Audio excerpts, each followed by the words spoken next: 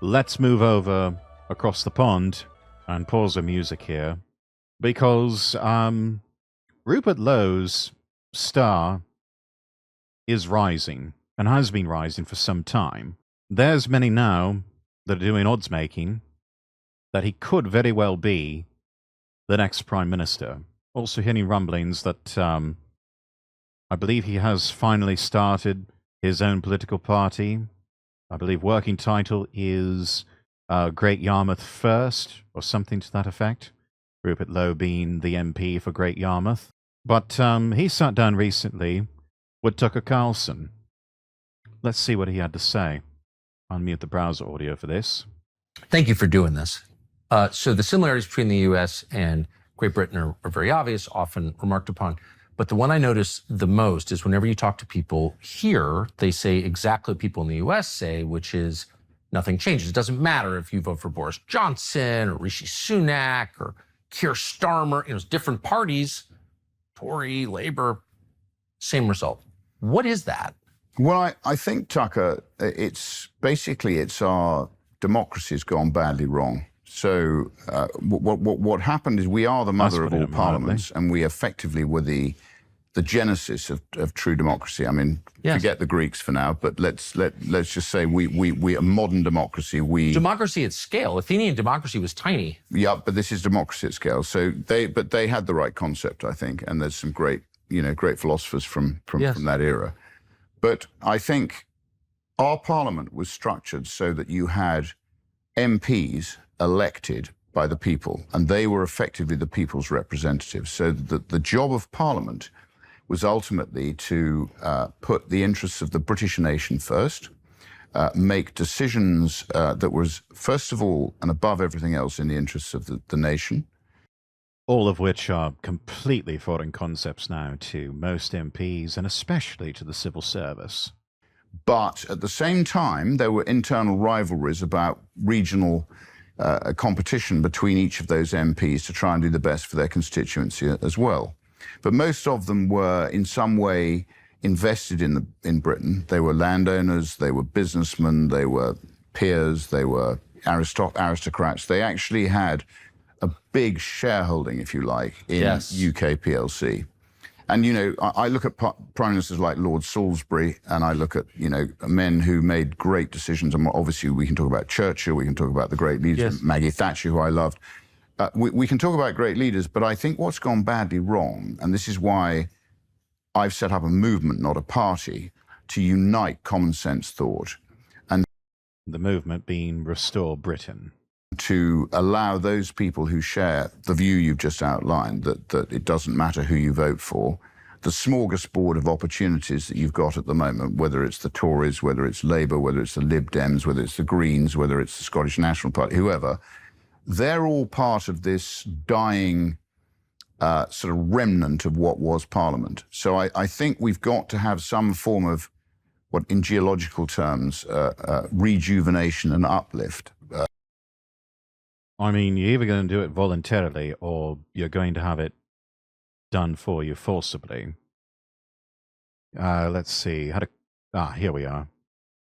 This from Landia, and even this is probably a bit too optimistic or far too generous of an estimate. And again, anything can happen between now and the next elections, which are scheduled for 2029. But as it stands now, with the latest polling, Labour is down to just 4 seats. 4. A loss of 407 seats in Parliament. That is a near total blowout of the Labour Party.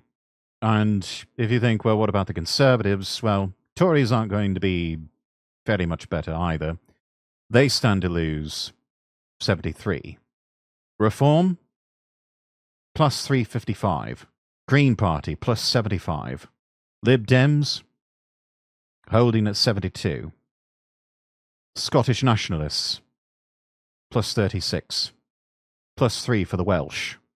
Should he actually get some traction, who knows how many seats a Great Yarmouth First Party would pick up. But as it stands right now, Labour is set to be completely blown out, or near completely blown out, and most of their seats being picked up by Reform, the Green Party, and the Scottish Nationalists. That is where we are at right now with the absolute state of Britain.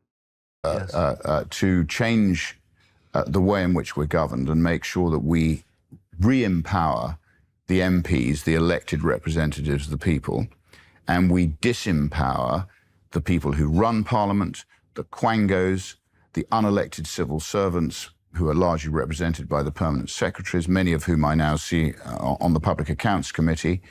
The country, Tucker, is just run by people who don't know which way is up. So we've got a dying... Yes, they claim to be the Wizards of Smart, and they really don't know their asses from a hole in the ground. They're really not as smart as they claim to be. This is an elite of arrogant, blithering idiots. No wonder for so long the United Kingdom, Europe, many parts of the world have been in decline, a sort of managed decline. And little wonder that we've been slouching towards war, because these same arrogant, stupid people think that they can fight and win a war when none of them have ever commanded an army, and more cynically, they just view it as a way to cleanse their native population and make room for more mass migration, to get rid of their native population that they view as being too uppity, too questioning, too rebellious, and replace them with what they believe to be a compliant underclass, but really, they are just tribal savages that will ultimately end up replacing the elites with their own people. And so history repeats itself, much like we saw with the fall of Rome. Body of productive Brits who I have the greatest admiration for, who really fight all this regulation, this red tape, all of the oppression of government, of licensing, of regulations, of rules. They fight their way through all this, not to mention huge taxes, which will probably increase dramatically tomorrow, in order to basically debit the productive and credit the indolent. The most extraordinary sort of formula, which is doomed to failure. But so I think we need the people who ultimately care about the country to rise up now.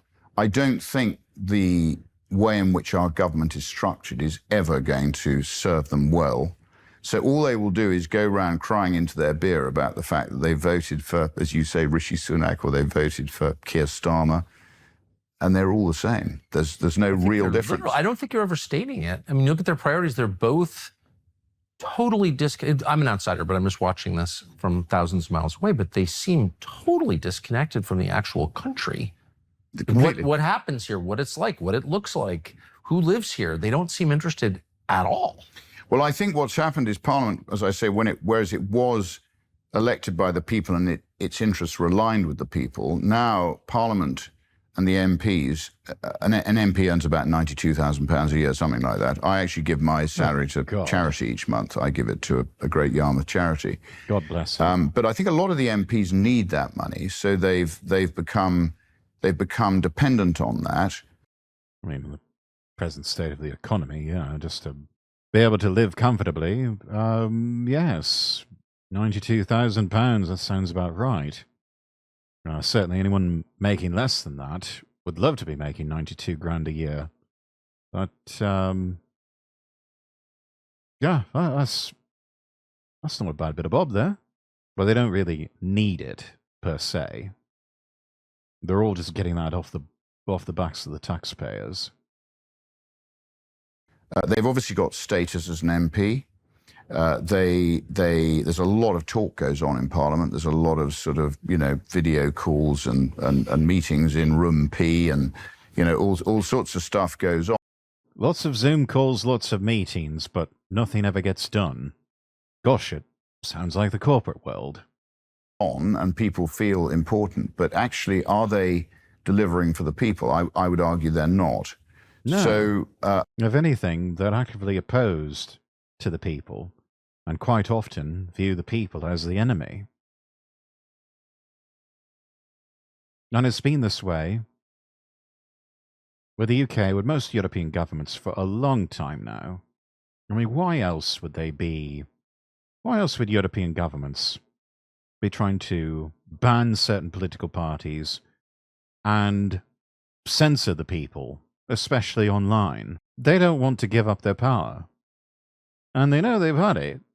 They know that they're not popular. They know that the people don't want them in there anymore. They want change. And they're not willing to just respect the will of the people and go gently into that night. But they're either going to leave or they're going to be forced out because the people have spoken and they want change.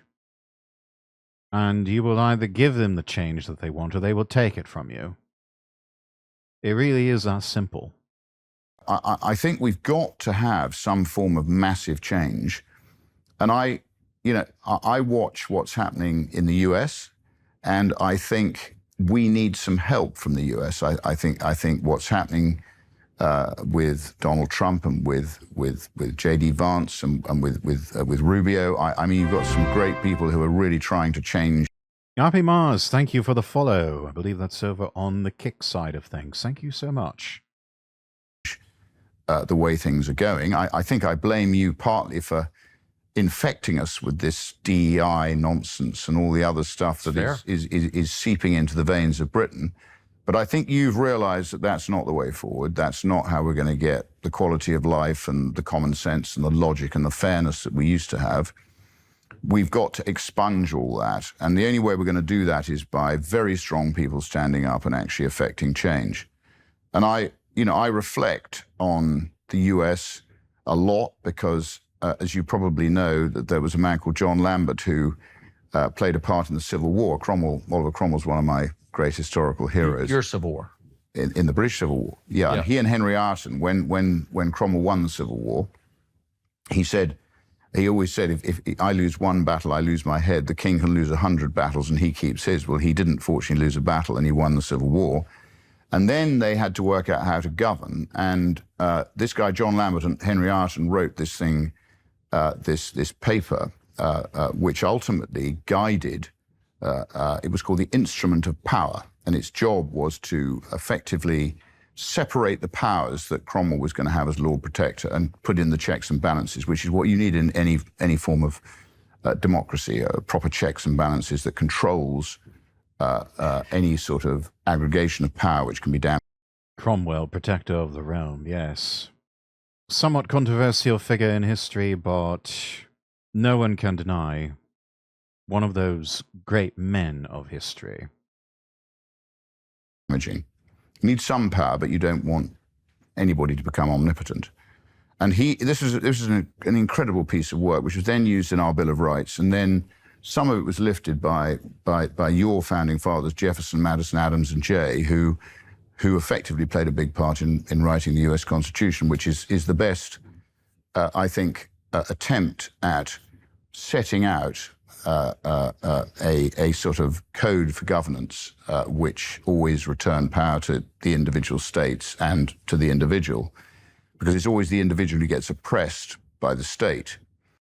How ironic that a British MP is demonstrating more knowledge of the American Constitution and Bill of Rights than most children in the American public education system.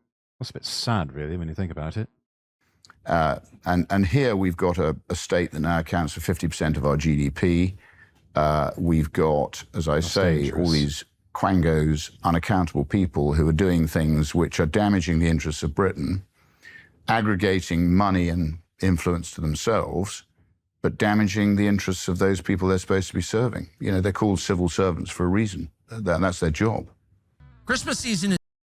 Sir Humphrey Appleby's of the UK government have gone almost completely rogue, and someone needs to rein them in. Here, although it's a bit of a cliche, it really is. One of maybe the biggest factors scrambling every one of these calculations and eliminating the historical knowledge that you just displayed is mass migration. This is very true in the United States as well. It's not just here, it's throughout the West. Here we are. But what is that? That is the one thing that I notice as a foreigner coming here that does not change regardless of who's in power, is this constant churn in population, millions of new people. There's never been any indication that Native Britons want that. No Native Americans, no one in the United States wants that. We've gotten it anyway. In my country, they used to say we need to do this for economic reasons. We need the labor. It's already been proven in Britain that they're not net positive economic contributors. If anything, they're net negative. They're a drain on the system. And this is also proven to be true with a lot of immigrants, especially of the illegal variety, in the United States. So the economic argument just doesn't hold water, no matter where you go in the world. I feel like we need a new title for leader in the UK. Prime Minister needs to be done away with, and our monarchy is a joke. How about sovereign? Sovereign Lowe. Careful, Anglo. You almost make him sound like a pretender to the throne. Though, let's be real, Rupert Lowe would make a damn sight better monarch than Charles III. What a concept if you could actually elect kings and queens. That would be an interesting experiment. But I think for now, a lot of people would be quite satisfied just to refer to Rupert Lowe as the next Prime Minister of the United Kingdom of Great Britain and Northern Ireland.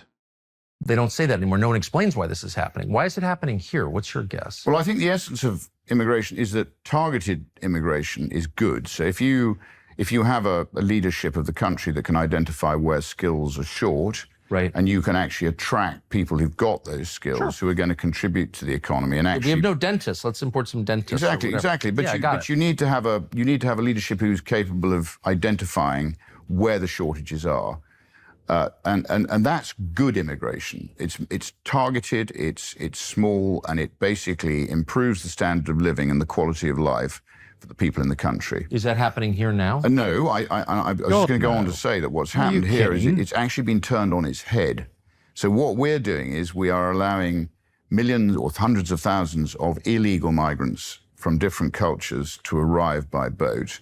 And really, since the war, we've also brought in lots of legal migrants who have, in some cases, contributed, but in many cases, they still haven't integrated into what Britain is. And they never will. So they all have to go back. Send them all back and sink the bloody boats. Charles Assalamu alaikum III, yeah. More sympathy for Islam from Charles III than towards the Church of England, of which he is the head. It's pathetic, really. We are a Christian country. We have our history. We have our roots. And now we've got sort of pools of people from a different culture with a different belief and a different sort of outlook on life. And that's getting worse. So we are now, and you're seeing this, we're now seeing our best people leaving Britain. So the rainmakers are leaving in huge numbers now. The non-doms who used to be here are now. I mean, who can blame them? If most or even all your money is going to be confiscated in taxes and outrageous cost of living, this is no point. Happy Mars, hello, how are you? Now have been taxed and they're leaving. They don't have to be here. As you know, in the modern world, you can basically do a job from almost anywhere in the world. And what you have to do is create the conditions where people want to live somewhere. And 10, 15, 20 years ago, everybody wanted to be in London. When I was young, London was the place to be because it was deregulated, it was fun, people actually could generate wealth. London did not used to be the troubled city that it is now. It didn't used to be something that was quickly descending into a shithole. It actually was a lovely city. Doing well. Couldn't find the stream on YouTube, so we're kicking it today. Yes, I am sorry. I am getting some error messages saying that it looks like the stream is not holding up on YouTube. But looks like we are doing okay for the moment, touch wood, with Twitch and Kick. I am recording this locally on my computer, so we'll go ahead and upload a VOD later of to both YouTube and also to the Rumble page. So if you missed any part of it, don't worry, I've got you covered. We will have a VOD available after stream. You didn't have too much oppressive regulation and statism. And gradually it's been strangled a bit like Gulliver. So I think a lot of people, and a lot of my friends are leaving. They're going to live in Dubai. They're going to live in Milan. They're going to live in Montenegro. Could be Montenegro. It could be almost Mauritius. It could be almost anywhere. We just sent a whole load of English. Montenegro is actually growing substantially with an expat population. A colleague of mine in the legal field had to leave the US because his student visa was expiring, and he was in the US to study law on a student visa. There were some issues getting his visa turned over into a work visa, which necessitated him leaving the country. And he decided, of all places, he was going to go to Montenegro. And the photographs and the stories that he could tell, it is an absolutely beautiful country. It seems so hard to believe that at one point it was a Soviet backwater, and now it has just grown and thrived since the end of the Cold War as this just quiet little part of the world with these just idyllic landscapes. It's beautiful out there. The weather is lovely. Cost of living is incredibly low. And apparently, from what this colleague told me, it's a fairly decent place to do business. Money out to Mauritius. I mean, they're getting tax cuts out there. So, you know, we've given the Chagos Islands away when we didn't need to. We've sort of, I think, perpetrated. Mauritius is an island in the Indian Ocean, far, far, far away. Mauritius is an island in the Indian Ocean, but the Chagos Islands, basically a lot of Chagosians live in Crawley here. And they didn't want they didn't want to be part of Mauritius. And what's happened is Keir Starmer and Herma and Philippe Sands, this sort of bunch of human rights lawyers, you may or may not know the history. We actually paid Mauritius some money in 1960. Honestly, most human rights lawyers are just communists. They really are. They're just using human rights as a sort of euphemism to advance decolonization and communism. That's all it is. It's all a gigantic grift. 63, when we gave her independence, so that she had no claim on the Chagos Islands. Arguably the Seychelles and the Maldives have a bigger claim on the Chagos Islands that are 1,300 kilometers away from Mauritius. But these human rights lawyers have indulged their fantasies, and at the expense of the British taxpayer. I mean, we don't quite know what the number is. It's somewhere between 18 and 30 billion over the next 90 years. We've literally handed that to Mauritius, who've now given a tax cut to their citizens on the back of it. Have you committed a lot of atrocities in Mauritius? No. Why would you owe them billions of dollars? It's all about the Diego Garcia base. I know the actual story. But the Chagosians, a lot of them live in Crawley here. They're just a bunch of greedy pucker anti-colonialists who want to try and extract money out of the Brits and out of the remnants of the British Empire. That's all they want. So they didn't want the deal to happen. They basically don't like the Mauritians. But if you take 3 steps back, like, why would you do that? You would only do that if you hate yourself. There's no potential for gain at all for you, your children. And that's exactly it, because so many of the ruling class in Britain, they hate themselves, and as a result of their poisonous, toxic leadership, and so as a result, like so many other countries, you are governed by a people that have just lost the will to live. They see not only their survival, but also their thriving and their prosperity as some sort of great mortal failing or capital crime, or just completely and totally immoral, which nothing could be further from the truth. But this is what these people have gaslit and brainwashed themselves into believing. Children in your country What is that? Well, I think a lot of them do dislike what Britain was. I think they have this sort of hatred of colonial Britain, which, I mean, if you have a hatred of any... Colonial Britain and the Empire was the best thing to ever happen to the world. I will die on that hill any day. We brought civilization to the rest of the world. We civilized. The world benefited from our civilizing hand. And what did we get for it? To borrow from Vice President Vance, not even so much as a thank you. Instead, we get a lot of racism and a lot of cultural xenophobia against white people and white culture by so-called anti-colonialists, communists, as we used to call them, who, ironically enough, do it on technology built upon the backs of colonialism and the civilizing hand of the white man. Very hypocritical, but then again, they don't give a shit about any standards of hypocrisy, because to them, the ends justify the means. Any form of colonialism, you have to have a hatred of the Belgian a sort of colonization of the Congo, the Zulu Empire, or even France's occupation of North Africa. So, well, they still occupy Africa to this day. They do. No, they do. They do. Yes. Yeah, absolutely. No, nobody likes to talk about that. There's still remnants of the French Empire in North Africa. Why do you think so many African peoples speak, at least as a second language, French? Because there's still a presence of the French in there. But nobody likes to talk about that. But I think Britain may have done some things that weren't great, but on the whole, we've, I think, been a force for good. We've left, sound legal systems in India. We've done good things, not bad things. We voluntarily ended the slave trade. We actually cost us a lot of money. The British Navy was used to police the cessation of the slave trade. Yes, the British Empire, at great cost to itself, made it its mission to end the global slave trade, and in large part they succeeded.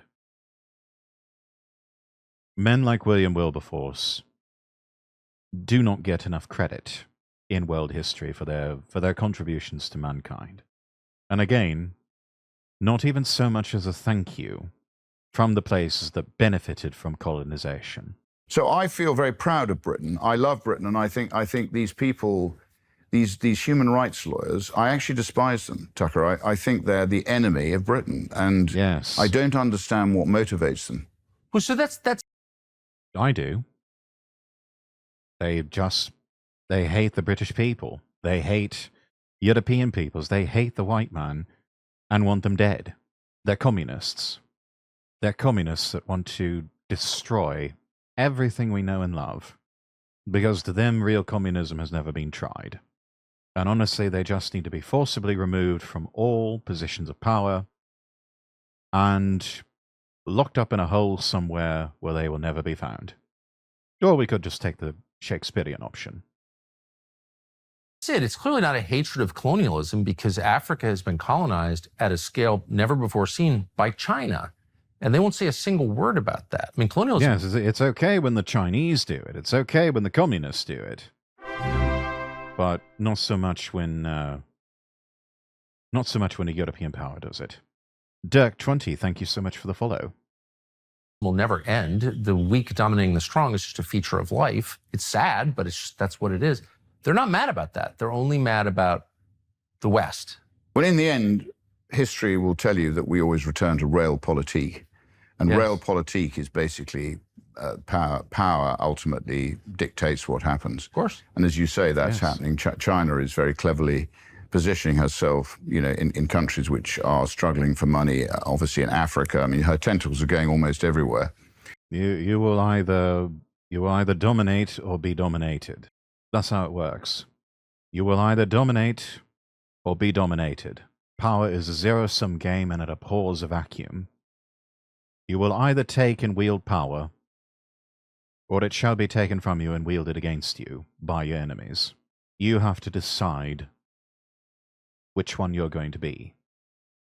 Are you going to be the one who takes and wields power, or are you going to have it wielded against you by your enemies? Those are your two choices. You don't really get a third option. You don't get to sit on the fence, as it were. You don't get to claim this, oh, well, this sort of power shouldn't be in the hands of anyone. It's already in the hands of someone. You have to decide, do you want it in your hands or in the hands of your enemies? Those are the two choices that you have. Decide accordingly. And, you know, I think China, in a way, is an extraordinary economy because you've got this extraordinary relationship between communism and their capitalism, which Deng tried to introduce, which has generated a sort of class of people who, and the Chinese are enterprising people who have generated wealth. But then, you know, you've also got this communist bloc, and I visited. When I was chairman of Southampton, I visited Qingdao, where Southampton's twinned with Qingdao. And it's an extraordinary sort of relationship. So very much the capitalist is effectively in hoc to the communists. So they control everything. And if you look at what happened to Jack Ma, I mean, he built an incredibly successful business in Alibaba. So I think that their blend of communism, yes. And then dared to say a few things that those in power did not like, and more than likely spent some time in a re-education camp. And he has not been the same ever since. And more than likely has had Alibaba and most of his assets seized. To where publicly he still looks like he has it all, but no, most of that is now controlled by the communists. If not all of it. I saw it myself when I was in China. This was back in 2015 when I was there, and we did a whirlwind tour over the course of a few weeks between Shanghai and Beijing. And this was when I was working on my MBA. This was a course that I did in international business and finance. And at least one of the places that we went to as part of the tour of the company itself, this was, I believe it was either an American or European company doing business in China, but you could tell who was in charge, and that was the Chinese. And the gentleman who was leading our tour, showing us around, was the general secretary of the local branch of the Communist Party. And you could tell when we were walking around with him, the level of reverence that people had towards him. It was almost akin to the way certain people would treat with reverence like a local mafia don, or something similar. He was the real man in charge, even though we did, I think, at one point, shake hands with and say hello to the local president or one of the vice presidents or, you know, some of the executives. But you could tell from body language, even through a language barrier, Mr. General Secretary was the real power over in that particular company. He was the one who was in charge. He was the one which you had to clear everything with, and who even the bosses called boss. That's what it's like, at least visibly, those who are able to see the operations of a Chinese company or a foreign company that's operating in China even. Capitalism, which if you dig deep, all their state-owned enterprises are incredibly indebted and almost bankrupt. So I don't think her model is sustainable. It's not. It's all a gigantic shell game. We were required to... Our textbook was a business book. And I believe the title of it was Red Capitalism. And reading it, you sort of develop a thesis. And it talks about this a lot, where a lot of these companies, especially the SOEs, the state-owned enterprises in China, very often, as Rupert here said, they've got a lot of debt. And it never really gets paid off. It just sort of gets shuffled about. Companies get dissolved, new ones get formed. The debt sort of gets transferred to some sort of old holding company and, broken up into a million pieces that way. And then it just sort of almost tends to magically disappear off the books, or it is just sort of forgotten about. Like it never really existed. It's just an inordinate amount of debt, and it's almost as though the debt is forgiven without actually being forgiven per se. But it's all done because it's a state-owned enterprise, and those are effectively run by the communist government, and whatever the government wants, the government gets. It's just all a gigantic shell game with them. You would not find a lot in terms of really good assets for those companies. In fact, most of the time you'll probably just find a lot of liabilities and a lot of bad debts that they just hope everyone forgets about. Monkey Boy, certainly been a while.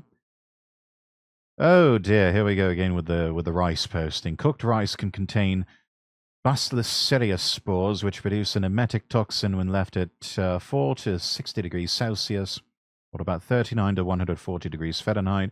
When stored in cooked rice for use the next day, rapid cooling is advised to reduce the risk of toxin production. One of the enterotoxins produced by Bacillus cereus is heat resistant. Reheating contaminated rice kills the bacteria but does not destroy the toxin already present. Well, now we know. And knowing is half the battle.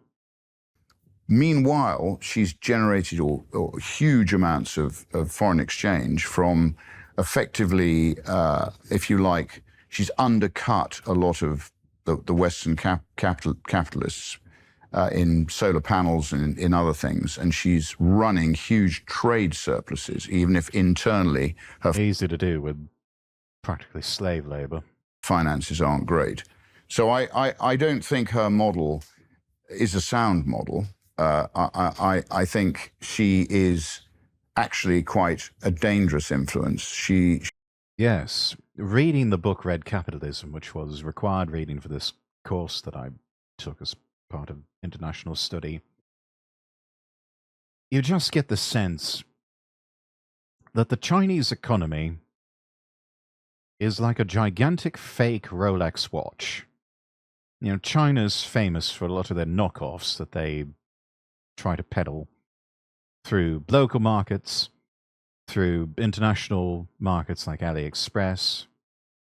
I myself have a San Martin watch. That's a Chinese watch with a Japanese Seiko movement, and it's designed to look like a Tudor Black Bay GMT or an old Rolex Explorer GMT. And that in and of itself is, I think, probably the perfect description of the Chinese economy. Is just a gigantic fake Rolex watch. It looks the part. It looks like a global economic capitalist powerhouse.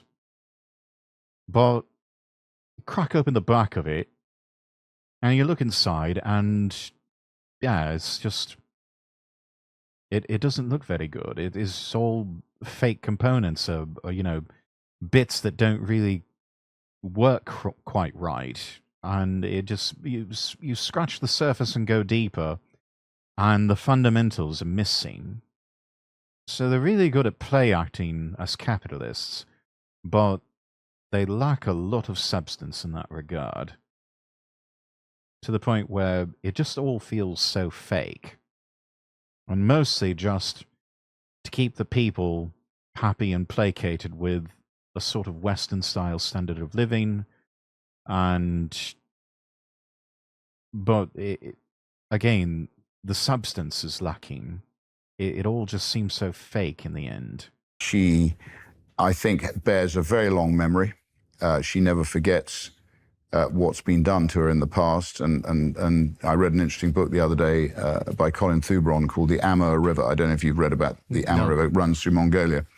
And it's the history of the relationship between Russia and China. It's a very good book to read, but she never forgets when people breach treaties. It may not happen tomorrow, but it's logged, and she remembers. Sell it. opium to her. And we've done a few things. population. We've done a few things I that agree. she won't have liked historically. So I think we've got to be very wary of China. I'm in favor of basically liberating what I see as one of the best and most creative economies in the world, which is Britain. And if we can cut away all of the I'm regulation. glad he said that about Britain and not China, because the last thing they need is regime change at the moment. I mean, when I was young and I worked in the city, Talk about plunging the London world was into chaos. almost the primary center. We had the Eurobond market. We had a hugely powerful stock market. You know, we were raising money for people all over the world. Everybody wanted to be in London. Gradually, the regulatory, and again, you have to blame Tony Blair for a lot of this stuff. A lot of the regulatory legislation, it was called the Financial Services Market Act of 2000, that basically tied the city down, and it started this over-regulation, which has meant that London is now a shadow of its former self. So we don't have a position. I mean, NASDAQ has flown on the back of London's failure. You still have a much more capitalistic approach to your financial markets.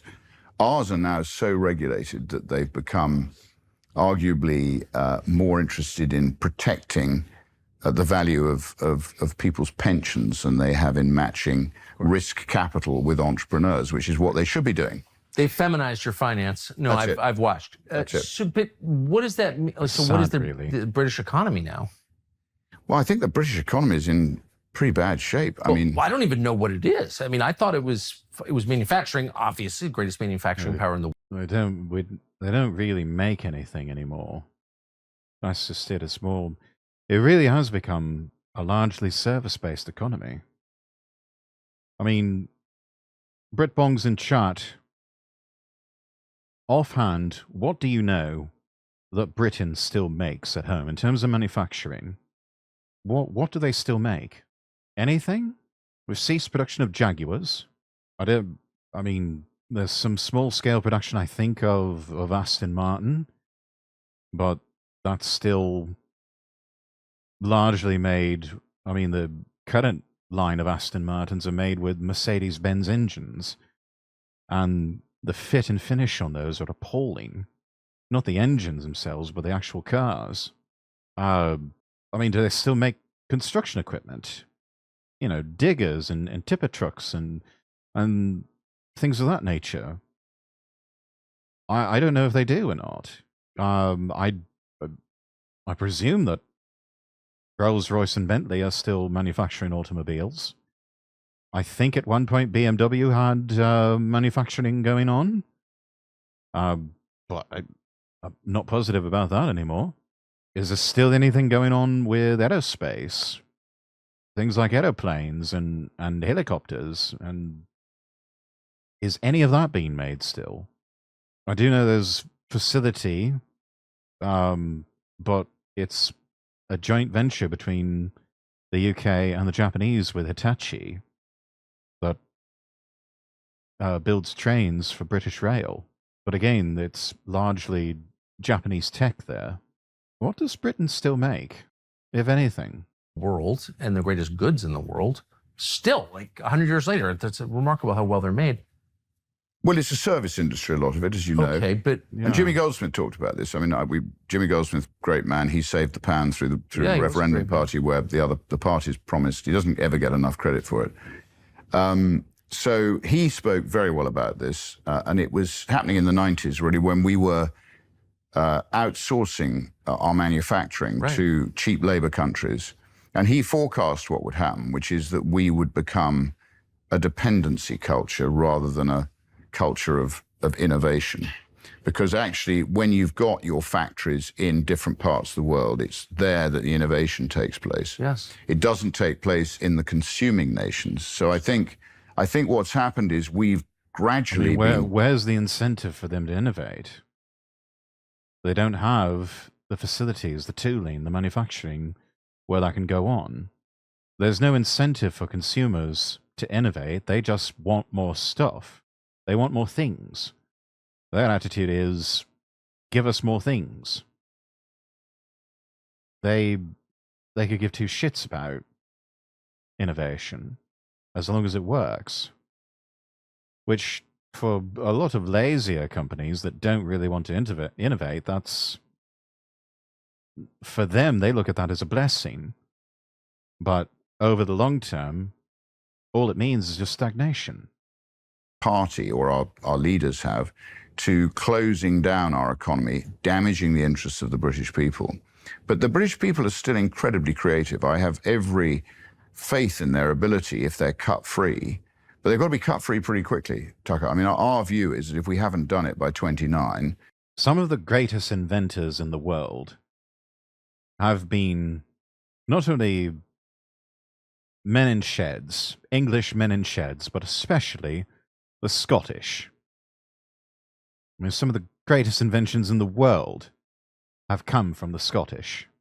Even the steam engine itself, which helped propel the Industrial Revolution, that was the product of a Scotsman. Men in sheds helped propel Britain to new heights of invention, and they can do it again. That X factor is still there to some extent. But like Rupert's saying, we just need to get the state off their backs.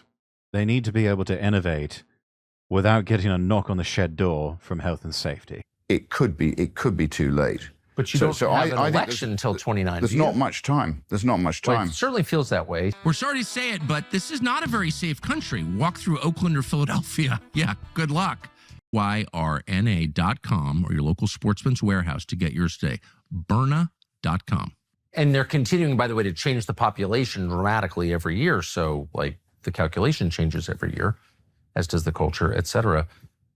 But I don't think you have an election. I think Labour's in charge until 29, unless I'm missing it. Labour's in charge till 29, but I think the Achilles heel there, possibly, is the economy. So you talked about what is the British economy. The British economy is, as you know, as the American economy was, relied on something I hate called quantitative easing, which is basically getting high on your own supply, as I call it. Yeah, it's printing basically money what to buy third your world own dictators debt. used to do shortly before their currencies descended into chaos. But because you've got this sort of manufacturing taking place in one part of the world and the consumption in another part of the world, they've been able to get away with it so far. But it's still further hollowed out productive Britain. So I'm very worried about our level of debt. You know, we're looking at a level of debt of around 100% of our GDP. Our civil service pensions are off balance sheet, and there's another, we don't know the exact number, somewhere between 3 and 5 trillion, maybe a bit more, which is probably 200% of GDP. That's not even... Gosh, that seems like a drop in the bucket compared to the issues with the American social security system. Even on the balance sheet.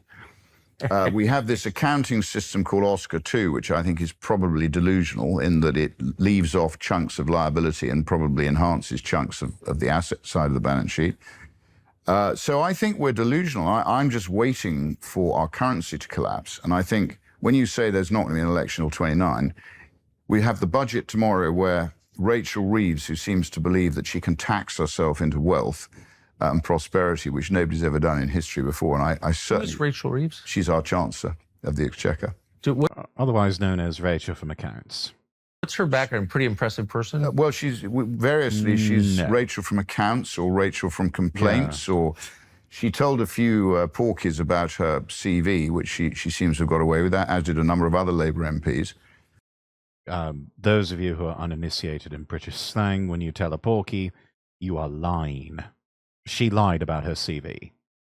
Apparently it's okay to embellish your CV these days, and nobody seems to care. But you're not aware of any material accomplishment. I mean, with any CV, there's going to be a little bit of puffery, but these were blatant lies. In her past. Very, very few. I mean, she's not qualified to be doing what she's doing, but she's incredibly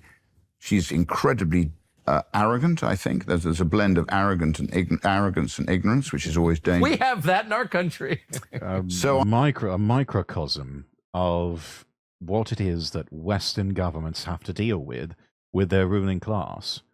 They are both arrogant and ignorant at the same time, and they are leading us all down the road to ruin.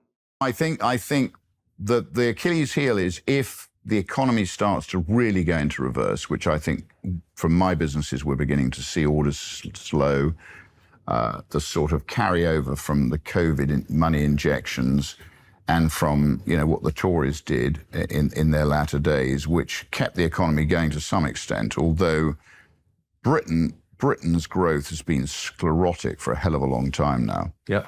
So if we start to see a challenge to our ability to finance our deficits, and you probably saw, I mean, our deficit's just out of control. So it's going up every year, and in the end, if you have a deficit, you've got to finance it. So I always think the definition of credit is suspicion asleep. So in the end, people who borrow or fund our debt, buy our gilts, if you like. Yeah. At the moment, they demand a premium in terms of income over other people's debts, over the US debt or German debt. Right. So eventually what they do is they decide they don't want to buy that debt. And then you can't fund yourself. And then you have a funding crisis, a bit like we had in the mid-70s. And in those days, we went to the IMF and we got the IMF to bail us out. It happened with a lot of governments, including the United States in the 1970s. And if you have to go to the IMF, that is a bad sign, because the IMF is not someone you want to owe money to. Their terms are incredibly onerous, and they will absolutely destroy you. They will hollow you out even worse than anything any other globalist could possibly want. It is so dangerous and so poisonous to a nation to be in hoc to the IMF. You never want that for yourself or for your country. I'm not sure that the IMF would come and bail us out at the moment, because I don't think an economy which basically robs the productive to fund the indolent and to fund welfare, I don't think the IMF would put up with that. Well, I'm confused. So you're describing a country on the very brink of bankruptcy, insolvency. I think we're very close to it. But you're still importing hundreds of thousands of people every year as asylum seekers, as if you're a global empire that can just spend money with... I don't call them asylum seekers, because the majority of them aren't. They're economic migrants. But whatever they are. So that's a big difference. Of course, but I don't even understand how... My country's insolvent also, so I'm not just speaking of Britain. But I don't understand how most, if not all, Western governments and the countries that they control, they are either near insolvent or completely insolvent. They've just not been formally declared insolvent. In fact, I don't know if there is a solvent country anywhere in the world left. I think to some degree or another, maybe some small former Soviet territory, perhaps Singapore in Asia, possibly Chile if you had to look at a Latin American example. But everywhere else, they're insolvent, all of them. And it's to the point where nobody wants to just say, you know what, we just need to jubilee the debt. Because that is where we are. There's so much debt in the world. There is no hope of paying it off. Those that money is owed to, there is no realistic expectation they'll ever get paid back. We might as well just jubilee the debt. And what I mean by jubilee the debt is to forgive the debt. To basically take it off the books and say, you're not getting paid back. Sorry about that. And we just keep going about our business. Hopefully a little bit wiser next time. But then again, that could also have a certain moral hazard, a knock-on effect where countries will just rack up the debt again and then forgive it again, and then nobody will trust anybody else. I think that's the big thing, is everybody's afraid to just jubilee the debt. They know they can't pay it back. They're too scared to jubilee the debt, because they're afraid that it'll set off a chain reaction of everybody else jubileeing the debt. And then they're afraid that trust is going to decline, even though trust has already declined.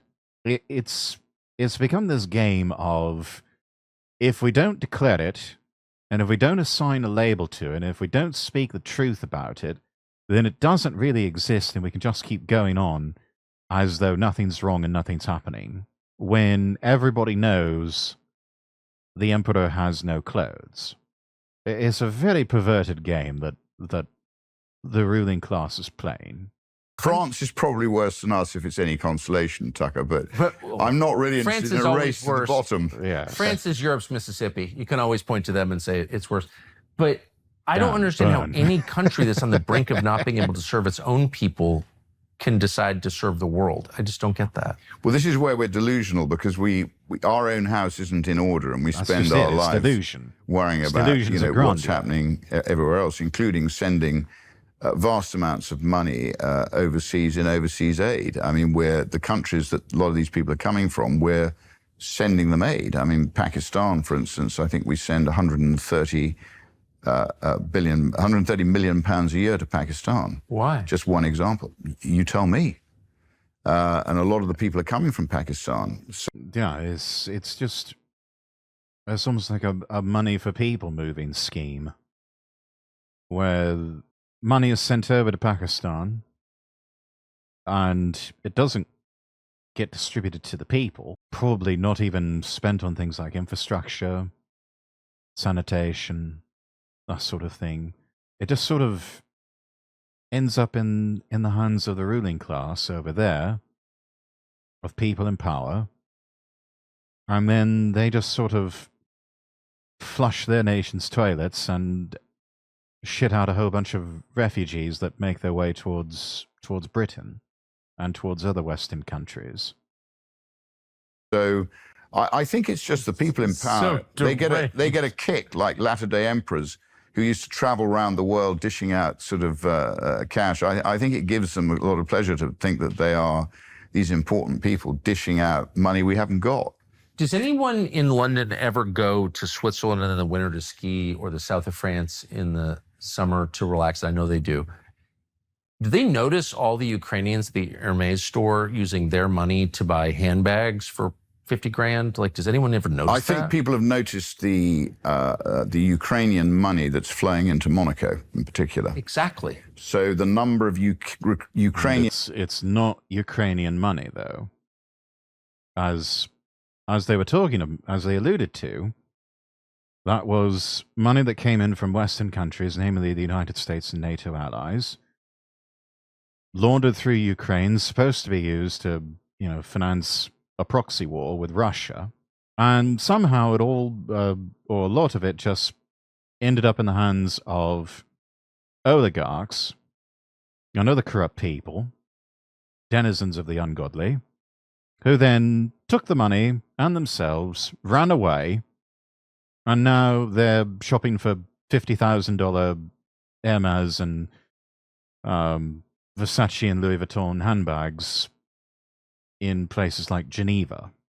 in registered Porsches, in Porsches, Astons, whatever, in Monaco is massive. This is a country in the middle of a 4-year-long existential war. You would think people would be poor, but they're richer than ever.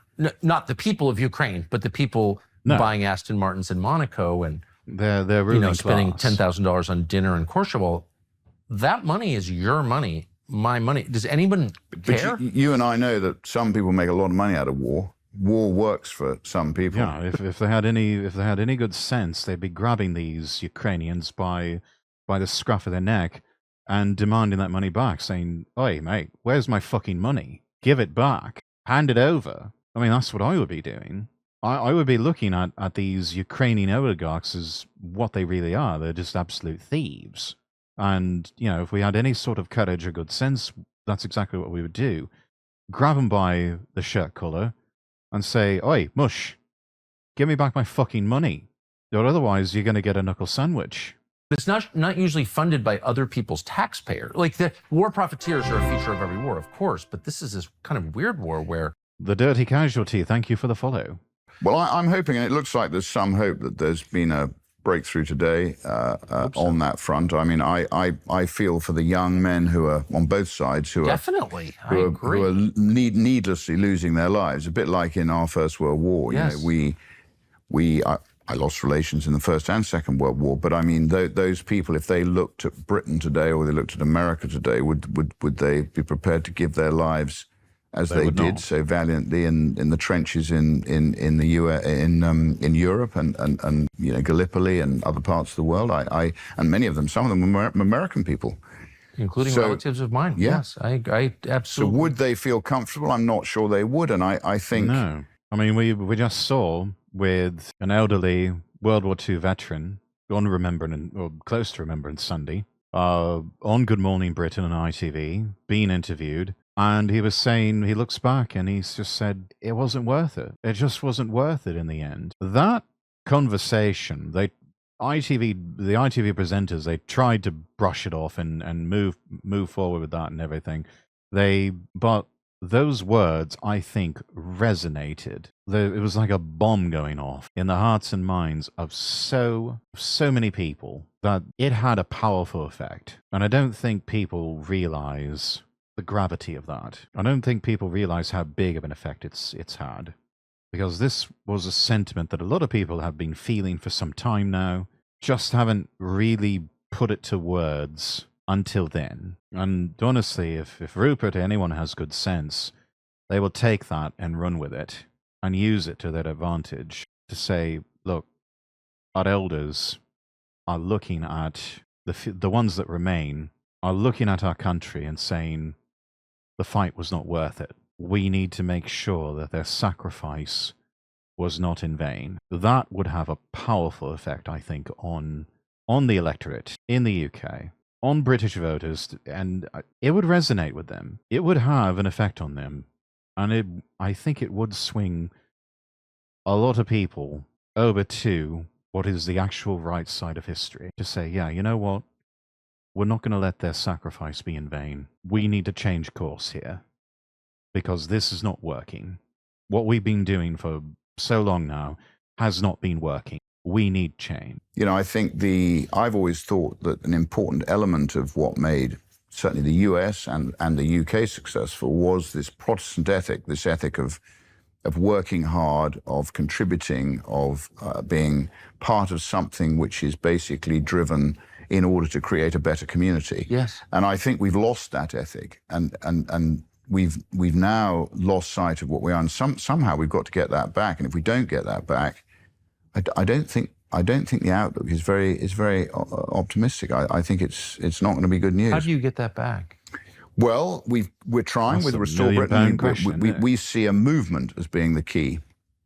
So the only way to, I think, show the sclerotic, dying organs of power that they need to change what they're doing is for a mass movement to grow spontaneously, which we are seeing. I mean, our social media recently has gone stratospheric, and I think people can see that we are trying our best to highlight the deficiencies in Parliament. That's why it's so important to be in Parliament, because we're able to actually, from inside, expose exactly how deficient it all is.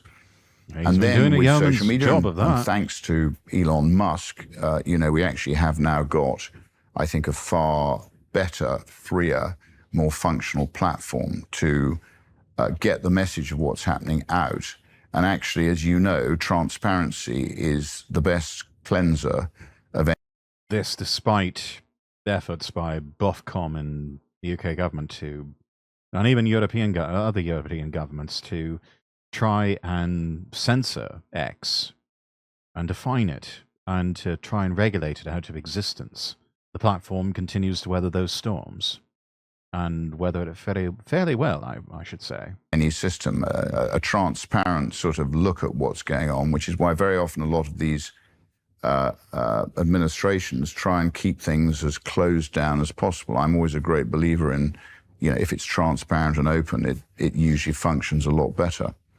So, I mean, look, we haven't got long to do this, and I think the people, if they agree with us, need to now show that they agree and actually do something about it. And I say to my friends, that they've had life too good. They have leveraged off the back of the people who did fight in the war, who did create this post-war respect for the US, for the UK, for the winners, for the Anglo-Saxon sort of alliance. And in that, I obviously include New Zealand and Australia and India to some extent, other parts of the world who fought for freedom. So I think we've got to stand up and be counted. I don't think we can all sit back and think it's going to be okay and it's somebody else's problem. It's going to be everybody's problem soon. December's already here. It's everybody's problem now. Joe. Some of what's happening here is so humiliating, and it's designed to be humiliating, taking migrants and giving them better lodging, better conditions than native-born Britons, many of whom are poor. And many of whom are also veterans. It's all a humiliation ritual against the native population. It is designed to humiliate them, to make it known that they are considered lesser than by members of the ruling class. That almost seems designed to infuriate people. It's too unfair. I wonder, does it stay peaceful, the response to that? Well, you hope it stays peaceful while, and legal. But eventually, you do it long enough, people start to run out of patience. And that's when you start to get civil unrest. And make no mistake, that is coming. That is coming. And you've got powerful people who almost want it to happen, give themselves an excuse to crack down further, which is, it becomes this sort of self-perpetuating cycle. Crack down further, increases the social unrest, crack down further, increases social unrest. On and on it goes, until finally you have a literal Orwellian state, or you've got a country that the government is completely and totally toppled, and the nation is in anarchy.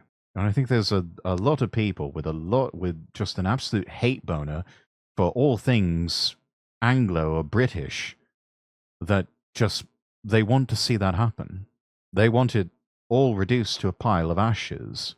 And some of them want that to happen so that they can rule over the pile of ashes, which just speaks to a sort of narrow-mindedness and lack of imagination or vision on their part. I mean, who would want to rule over a pile of ashes? I should much rather, if it were me, I should much rather rule over a happy, safe, prosperous, peaceful kingdom where everything's in good shape, the people are thriving, the nation is healthy, and there's no question as to the legitimacy of the reigning monarch or the ruling government. But some people, all they want and see is just destruction and violence.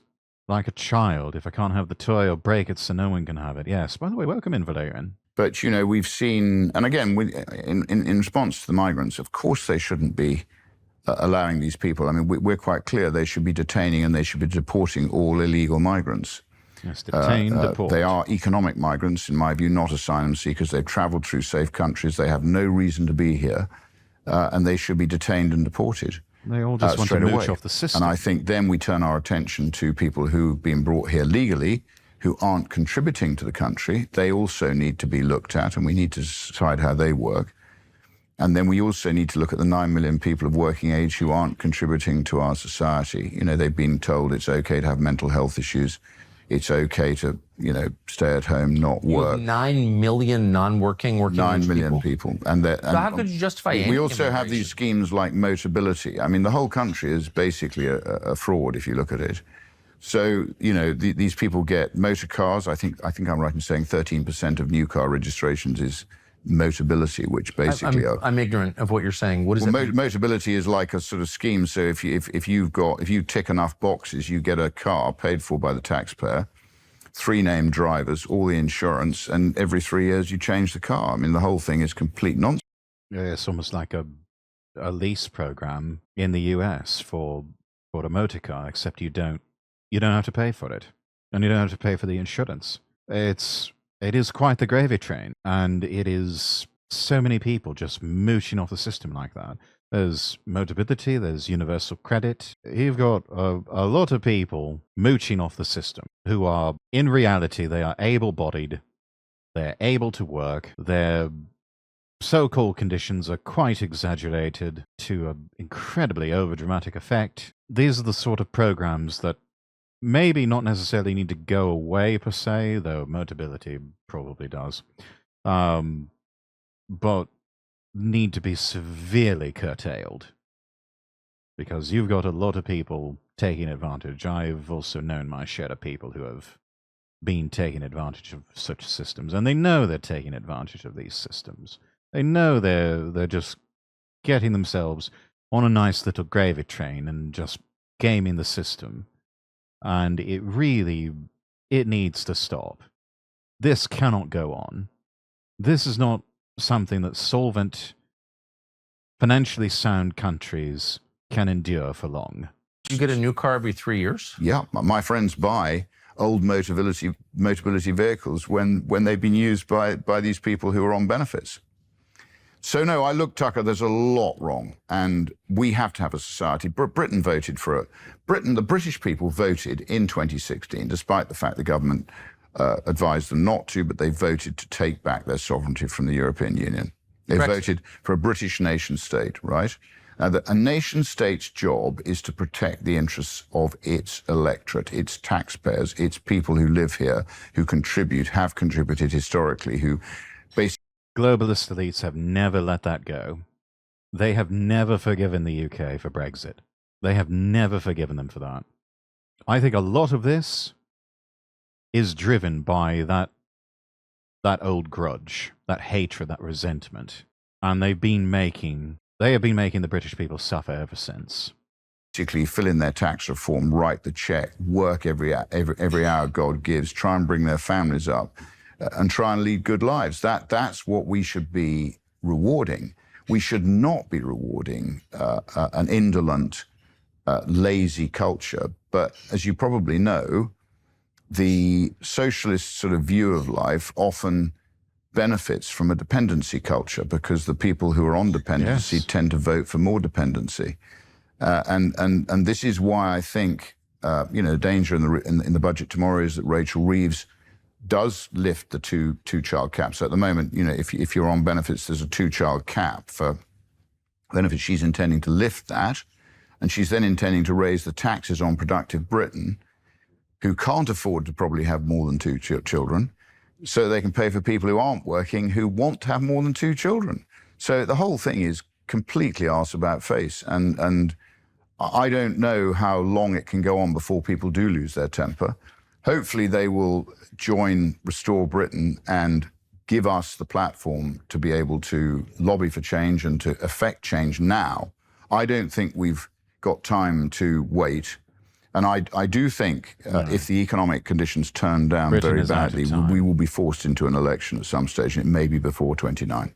That's the Achilles heel on the election. God, I Where's the hope so. fierce island spirit that allowed Britons to rule the world? Well, that is a very good question. I'm not being mean. I'm just being No, I think sincere. it's a very fair question, and I wonder. I mean, has everybody had life too good? Are they prepared to stir their stumps and actually contribute? Because there's no way that a few valiant people are going to be able to deliver this. This has to be a mass movement of entirely, it has to be a spontaneous movement. I think it is happening. I think it's beginning. I think A lot of the older generation that were subject to things like wartime rationing, they're gone now. They've all passed. Many of them have passed away. Post-war Britain, once you got out of the 40s and even to a certain extent the 50s, because a lot of wartime rationing continued on even after the Second World War. Late 50s and into the 60s, those were good years. Those were good years for Britain. And I think a lot of the younger generations that have come since, they've never really known serious hardship. I mean, it was rough times even in the 70s, but people still got on all right. Well, then 80s and 90s came along, and those were just practically jubilant years. I mean, it was a good time to be British. Those were really good years. And then the 2000s came about, and it all just got pissed away, and it all just came undone. And ever since, it's just been suffering and managed decline. And I don't think that we have a generation of people, especially of young people, that have the stomach to endure what their grandparents and the great-grandparents had to endure with the 2 world wars, with wartime rationing, daily risk of air raids, and just, you know, all of the danger that they had to live with. I don't know if they can endure that, because we really have had it too good for too long. And now the lean years are really starting to set in. And things have got to turn around. Things have got to turn around, and we've got to have a return to prosperous Britain. Otherwise, you are going to see civil unrest. It's coming. It's just a matter of timing. We can see, through our social media, we can see that people are concerned. And I don't think it's a big jump from being concerned to actually doing something about it. But how can your average Briton allow its government to arrest people for saying naughty words on social media? Thousands of people every year, thousands. Well, how can they allow that? Why don't they surround Parliament, like lift it off its foundations or something? Seriously. Well, as you and I know, free speech is the absolute key to a functioning democracy. You created it. This country created free speech. And it's so important to everything. And we recently had a debate in Parliament, because with our membership now, we can in Parliament you can have a debate or force a debate in Westminster Hall with 100,000 signatures on an e-petition. So to your point, there's the best example of this is probably Lucy Connolly, who was caught up in the Southport, in the whole sort of emotional upheaval of the Southport killings, where three young girls were stabbed to death. And I think the country spontaneously reacted. Labour say it was some sort of right-wing planned... only right-wingers object to kids being killed. It's not. It was a spontaneous reaction across the country. So Lucy Connolly posted something ill-advised, but arguably, you know, she deleted it 3 hours later, obviously after the heat had gone out of it. She said that the people who did this came from a migrant hostel. But she went to prison for 30 weeks, I think it was. Was it 30 weeks? I think something like that. A bit more than that, a bit more. So she came, we hosted her in Parliament. Did she harm anybody? No. No, of course not. No. I get death threats, Tucker. That is what they call a non-crime hate incident. She said some mean things against a certain protected class, and for that she was arrested and sentenced to prison time. It's madness. It's absolute madness. And it just goes to show you that doing this to thousands of people every year, that is not what a legitimate government does to its people. Any government that does that to the people, it has no legitimacy. None. And this particular government, the legitimacy, it was never really there to begin with. Report it to the police. I think I've had 8 death threats in the last 3 months. And we report it to the Metropolitan Police, and the square root of nothing happens. So I would have thought people making death threats is far more dangerous than people posting something in the heat of the moment on social media that they then redact. But you're a member of Parliament. I'm a member of Parliament. Yeah. And you get death threats, and we get death threats and on the police social media. do nothing. But they took your guns away? Well, that was because Reform, for some extraordinary reason, politically assassinated me and made some false witness statements that I had. Mohammed Ziauddin Yusuf said that I had threatened him in a meeting, which was palpable rubbish, and that I stood over him and I threatened to hit him. Well, I'm 68 and he's 38, so that's a bad idea to start with, and it just didn't happen like that. So, you know, at the end of the day, we had a debate about Great Yarmouth and my branch office in Great Yarmouth, no more, and the WhatsApp chain proved it. But he gave this witness statement, and then Lee Anderson gave a witness statement to say that I was going around Parliament saying I was a very fine shot and I was going to shoot Zia Yusuf. Well, as a result of which the Metropolitan Police arrived mob-handed and took my guns away. And it took me about 5 months to get them back. What a dick. Lee Anderson, you're a cunt. You too, Zia Youssef. You're an even bigger cunt. Fuck them both. So, look, and they also suggested I had early onset dementia, which was, again, pretty unpleasant thing to do. Yeah, chat, we've just watched about 40 minutes of a conversation between Rupert Lowe and Tucker Carlson. I'm not seeing signs of dementia here, even with the edits. That sort of thing makes itself readily apparent, oftentimes within mere moments of talking to someone. Though there's no sign of dementia. There's no sign of cognitive decline with Rupert Lowe. If anything, he is sharper than ever. And I think the tape here bears that out.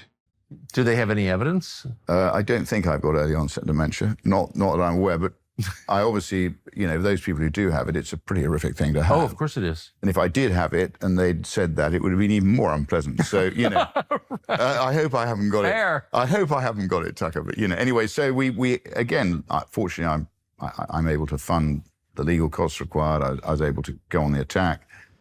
And I think, what they did was just morally and in every other way wrong. But this country, its authorities can just show up and take your guns. In many ways, that will forever be a stain of original sin levels on reform. And all because Nigel Farage feared the rising star that is Rupert Lowe. In an alternate timeline, with a Nigel Farage that is more secure in who he is and is not easily threatened by others, there was the potential for both Farage and Rupert Lowe to perhaps be Prime Minister and Deputy Prime Minister, and they would have been an absolute dynamic duo. Sadly, that is not to be, because Nigel Farage, as I've stated many times before, he cannot get out of his own way. He cannot get out of his own way. He is so easily threatened by other people that if even a tiny little bit of the spotlight is taken off of Nigel, Nigel just goes absolutely ballistic. He is such a sensitive, insecure little man, and that will always be his Achilles heel. And that is why, even with Reform making these massive gains in the polls, potentially poised to blow out the Labour Party and a good chunk of the Tories, I seriously wonder if Nigel Farage will be the next Prime Minister. I think, if anything, who Tucker is talking to here has greater potential to be the next Prime Minister, because Rupert Lowe is a man who is secure in who he is.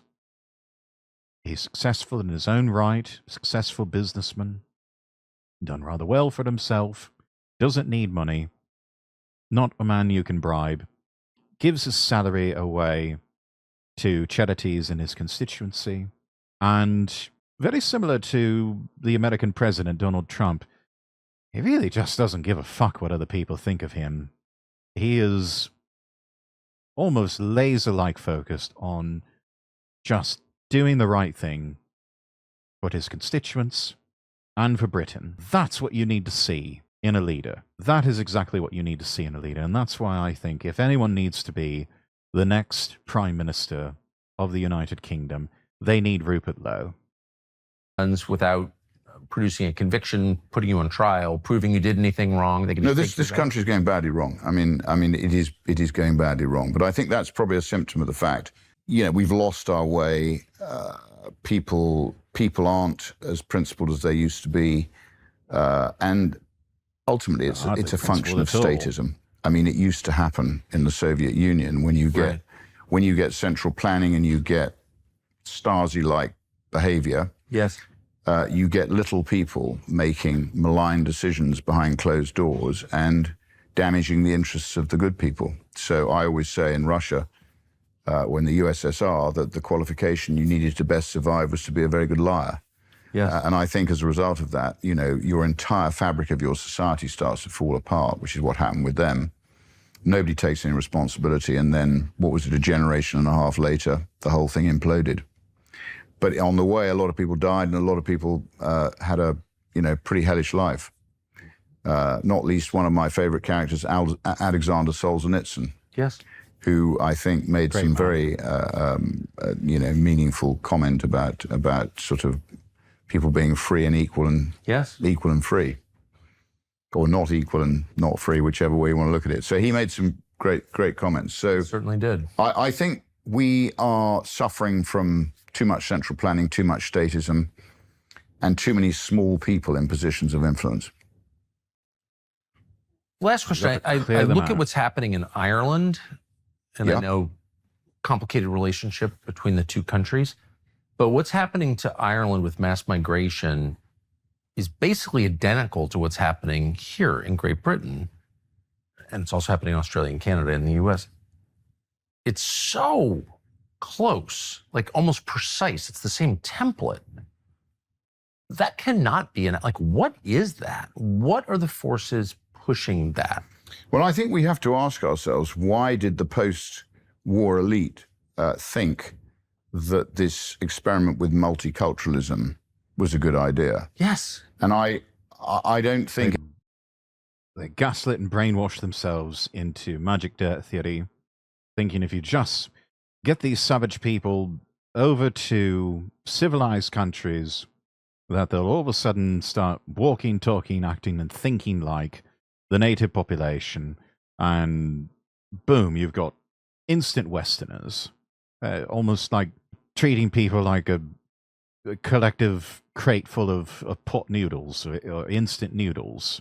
Just add water and boom, ready to eat. Or in this case, ready to vote and be productive citizens of Western democratic countries. And it just didn't work that way, did it? If anything, those people brought their backwards ways with them to these Western countries, and in many ways have started turning the Western countries, and particularly the neighborhoods they live in, into favelas that look an awful lot like the shitholes that they came from. And so that's what we're left with. The favela, which is something that nobody wants, and yet we're stuck with it now. Thanks, I hate it. Any of them have ever really answered that question. I think, obviously, Ireland is a function of what's happening here. I mean, you've obviously got the wretched Northern Ireland Protocol, which morphed into the Windsor Agreement, which is shocking division of the United Kingdom, which effectively was if you like, sacrificed on the altar of Brexit. But on the multiculturalism, and again, this goes to, you probably know we've got a big... Can I repeat what you just said? Because I think I want the question to hang in the air. Why did the post-war elite, I think I'm quoting you, decide that this multiculturalism experiment was a good idea? I don't know. I think it's a thoroughly bad idea. I like so obvious nation states who interface with each other, who respect each other, who respect each other's culture, and who basically, interface with each other like that to try and create this. And again, does it go to the World Economic Forum? Is it the Bilderbergers? Is it the Council on Foreign Relations? Look, where does... What? Who's actually name-dropping these organizations? Council on Foreign Relations, the Bilderberg Group. I don't think... I never thought in my lifetime I would hear someone like Rupert Lowe mention those organizations and talk about things that were oftentimes just sort of these hushed conspiracy theories. He's just like, it could be the World Economic Forum, could be, the fucking Bilderberg Group, it could be the Council on Foreign Relations and that lot over there. We don't know. I never thought anyone in elected office would ever utter the names of these organizations. Again, it just shows you how much the Overton window has shifted to where these sorts of things can be publicly talked about and acknowledged by politicians. Incredible. Absolutely incredible. The truth lie. I mean, I find it, probably like you do, incredibly difficult to work out where the truth lies often in our modern age. Most people want to live a healthy life centered around their community and their family, and they want to, be able to wake up in the morning and feel that they've done the right thing by everybody. But it does seem that there is this malign agenda to break down families, to break down communities, to create this multicultural world where I guess arguably a small global elite are able to exert undue influence on how everybody else leads their lives. That's the only solution I can come up with with my limited intellect, but it doesn't add up, does it? It doesn't make sense. Honestly, it doesn't. And I remember hearing people 30 years ago hint that there was some multinational or pan-global conspiracy from the groups you just mentioned, and thinking this is obviously a mentally ill person talking. And now you just watch the accumulated evidence is overwhelming. This is not organic. It's not the product of democracy. It's not in the interest of our country. It's not in the interest of your country. And no one wants it. It's not in the interest of Ireland, and none of the electorate want it. So how are we getting it? And yet it's being forced upon us all. And we're suffering as a result. Welcome in, Jedi. How are you? All at the same time. Well, it's a very good question, Tucker. I just don't know the answer to that. But what I do know is the people who care about it happening need to now coalesce and actually start to show those people who are perpetrating this on us that they don't want it. And if that means that they get turfed out of power, that's what's got to happen. We've got to turf them out of power and make common sense prevail. It's common sense we're lacking everywhere. But I think there are, as I said, there are some signs that that in the US, people are beginning to address it and people are beginning to take action. But it's like walking through glue, isn't it? I mean, there's this malign power base that doesn't lie down very easily, and it's always there, waiting to pounce again. They're either going to lie down or they're going to be knocked down, and for some, they may need to be knocked down permanently because we are getting to the point where that's what it's going to take. They're either going to lie down or they're going to get knocked down because this cannot go on. Thank you very much, Rupert, for talking to me. That was great. Pleasure. And just in time, too, I could hear the clattering of silverware and flatware and everything, and it sounds like the tea ladies had come in, and it was time for tea. Christmas is back, and so is our...